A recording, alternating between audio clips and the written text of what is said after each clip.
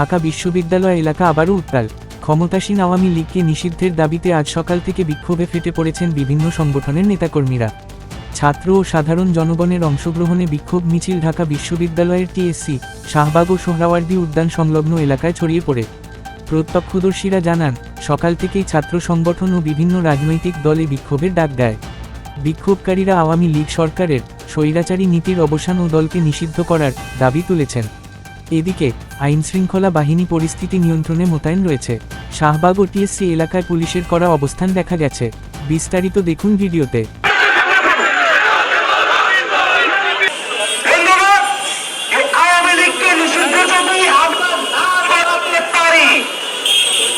এই শহীদের আত্মার অভিশাপ থেকে আমরা কখনো মুক্ত হতে পারবো না।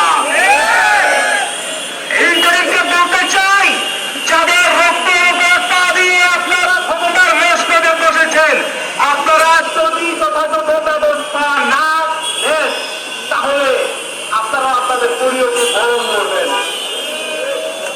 আওয়ামী লীগকে আইনি এবং রাজনৈতিক ভাবে মোকাবেলা করাই একমাত্র সমাধান না। আওয়ামী লীগকে আমাদের সামাজিক ভাবে মোকাবেলা করতে হবে।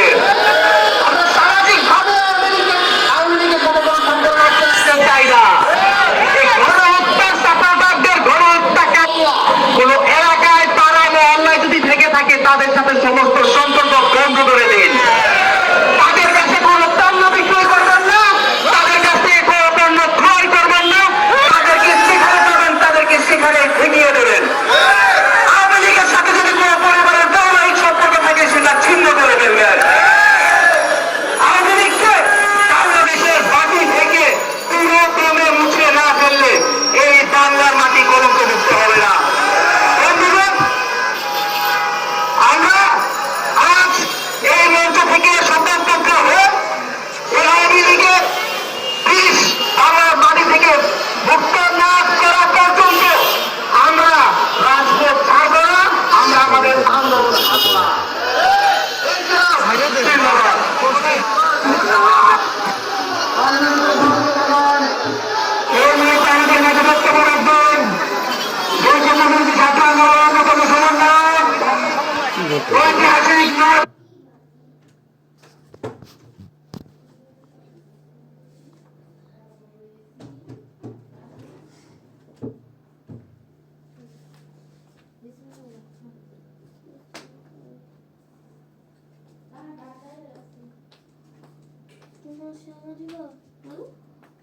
না দিলে আমি কিছু দিব।